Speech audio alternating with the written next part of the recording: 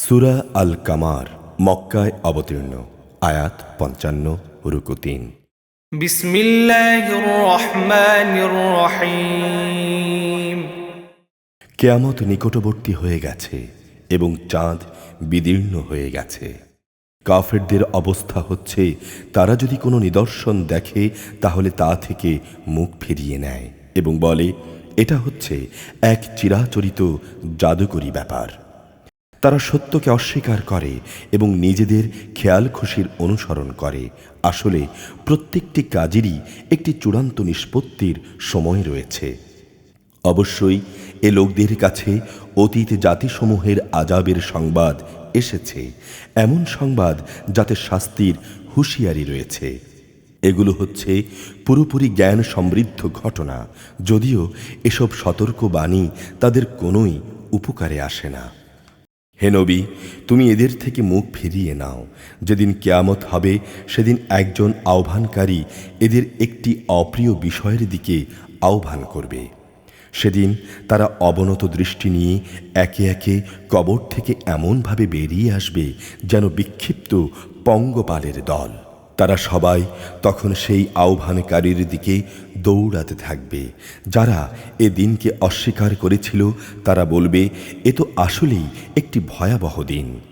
এদের আগে নূহের জাতিও এসব কথা অস্বীকার করেছিল। তারা আমার বান্দা নূহকে মিথ্যা সাব্যস্ত করেছে। তারা তাকে পাগল বলে আখ্যায়িত করেছে। তাকে নানাভাবে ধমকও দেয়া হয়েছিল। অতঃপর সে তার মালিককে ডাকল এবং বলল, আমি একান্ত অসহায়, অতএব তুমি এদের কাছ থেকে প্রতিশোধ নাও। এরপর আমি তার ডাকে সাড়া দিলাম এবং প্রবল বৃষ্টির পানি বর্ষণের জন্যে আসমানের দ্বারসমূহ খুলে দিলাম। ভূমির স্তর বিদীর্ণ করে তাকে পানির প্রচণ্ড প্রস্রবণে পরিণত করলাম। অতঃপর আসমান ও জমিনের পানি এক জায়গায় মিলিত হলো এমন একটি কাজের জন্যে যা আগে থেকেই ঠিক করে রাখা হয়েছিল। তখন আমি তাকে কাঠ ও পেরেক নির্মিত একটি যানে উঠিয়ে নিলাম, যা আমার প্রত্যক্ষ দৃষ্টির সামনে দিয়ে বয়ে চলল। এটি ছিল সে ব্যক্তির জন্যে একটি বড় ধরনের পুরস্কার, যাকে অস্বীকার করা হয়েছিল। আমি জলযান সদৃশ সেই জিনিসটিকে পরবর্তী মানুষদের জন্যে একটি নিদর্শন হিসেবে রেখে দিয়েছি। কে আছে এর থেকে শিক্ষা গ্রহণ করার?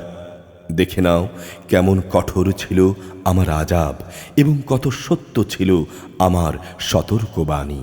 আমি অবশ্যই উপদেশ গ্রহণ করার জন্যে কোরআনকে সহজ করে দিয়েছি। কে আছে এর থেকে শিক্ষা গ্রহণ করার? আদ জাতির লোকেরাও নবীকে মিথ্যা প্রতিপন্ন করেছে। দেখে নাও তাদের জন্যে আমার আযাব কেমন কঠোর ছিল এবং কত সত্য ছিল আমার সতর্কবাণী। এক স্থায়ী কুলক্ষণের দিনে আমি তাদের উপর ঝঞ্ঝা বিক্ষুব্ধ বায়ু প্রেরণ করেছিলাম, যা মানুষদের এমনভাবে ছুঁড়ে মারছিল যেন তা খেজুর গাছের এক একটি উৎপাটিত কাণ্ড। দেখে নাও কেমন ছিল আমার আযাব আর কত সত্য ছিল আমার সতর্কবাণী। অবশ্যই আমি উপদেশ গ্রহণের জন্যে কোরআনকে সহজ করে দিয়েছি। কে আছে তা থেকে শিক্ষা গ্রহণ করার? সামুদ সম্প্রদায় আযাবের সতর্ককারী নবী ও রসুলদের মিথ্যা প্রতিপন্ন করেছিল। তারা বলেছিল, আমরা কি আমাদের মধ্যকার একজন লোকের কথা মেনে চলব? তার আনুগত্য করলে আমরা গোমরাহি ও পাগলামিতে নিমজ্জিত হয়ে পড়ব। আমাদের মাঝে সেই কি একমাত্র ব্যক্তি ছিল যার উপর আল্লাহর ওহী নাজিল করা হয়েছে? আসলে সে হচ্ছে একজন চরম মিথ্যাবাদী ও অহংকারী ব্যক্তি। আগামীকাল মহাবিচারের দিন তারা জানতে পারবে তাদের মধ্যে কে ছিল মিথ্যাবাদী ও অহংকারী। অবশ্যই আমি তাদের পরীক্ষার জন্যে একটি উষ্ট্রি পাঠাবো। তুমি একান্ত কাছে থেকে তাদের দিকে লক্ষ্য করো এবং ধৈর্য ধরো। তাদের জানিয়ে দাও, কুয়ার পানি অবশ্যই তাদের ও উষ্ট্রিয় মধ্যে ভাগ করে দেয়া হয়েছে এবং তাদের সবাই পালাক্রমে কুয়ার পাশে হাজির হবে। অতঃপর তারা বিদ্রোহের জন্যে তাদের বন্ধুকে ডাকল। সে উষ্ট্রীকে ছুরি দিয়ে আক্রমণ করল এবং তার পায়ের নলি কেটে ফেলল। পরিণামে তোমরা দেখেছ কেমন ছিল আমার আযাব, কত সত্য ছিল আমার সতর্কবাণী। আমি তাদের উপর প্রেরণ করলাম মাত্র একটি গর্জন, এতেই তারা শুষ্ক শাখা পল্লব নির্মিত জন্তু জানোয়ারদের দলিত খোঁয়াড়ের মতো হয়ে গেল। বোঝার জন্যে আমি কোরআনকে সহজ করে নাজিল করেছি। কে আছে তা থেকে উপদেশ গ্রহণ করার?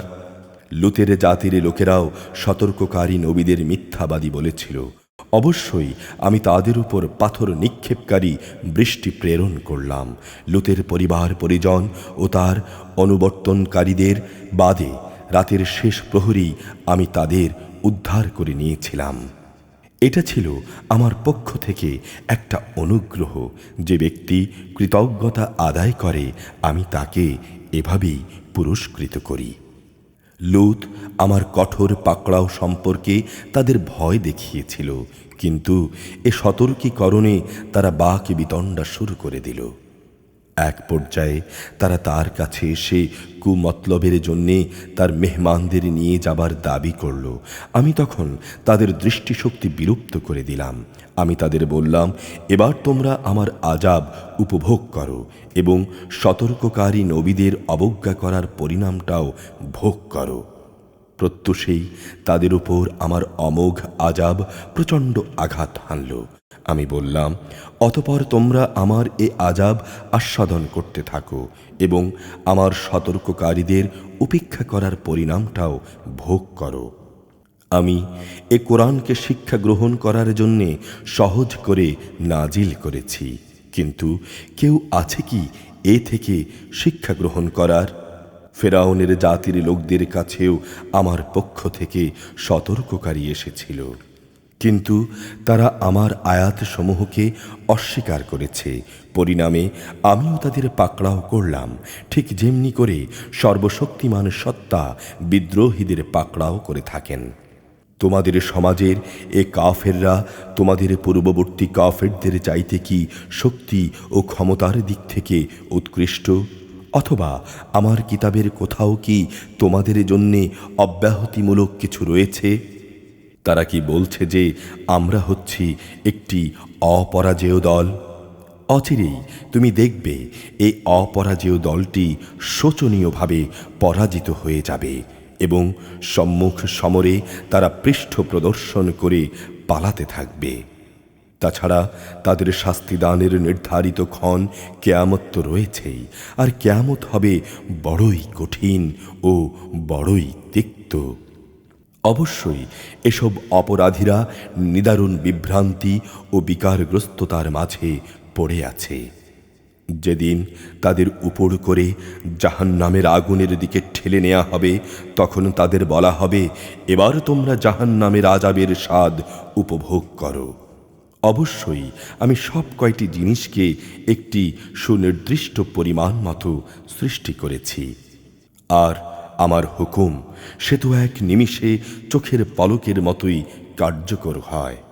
তোমাদের বহু বিদ্রোহী জাতিকে আমি বিনাশ করে দিয়েছি, অতএব আছে কি তা থেকে শিক্ষা গ্রহণ করার মতো কেউ? তারা যা কিছু করছে তার সবটুকুই তাদের আমলনামায় সংরক্ষিত আছে। সেখানে রয়েছে প্রতিটি ক্ষুদ্র বিষয়, লিপিবদ্ধ আছে প্রতিটি বড় বিষয়ও। অপরদিকে যারা আল্লাহকে ভয় করেছে তারা অনাদিকাল সুরম্য জান্নাতে ও প্রবাহমান ঝর্ণাধারায় থাকবে। তারা অবস্থান করবে সম্মানজনক জায়গায়, বিশাল ক্ষমতার অধিকারী সার্বভৌম সত্তা আল্লাহ তাআলার সান্নিধ্যে।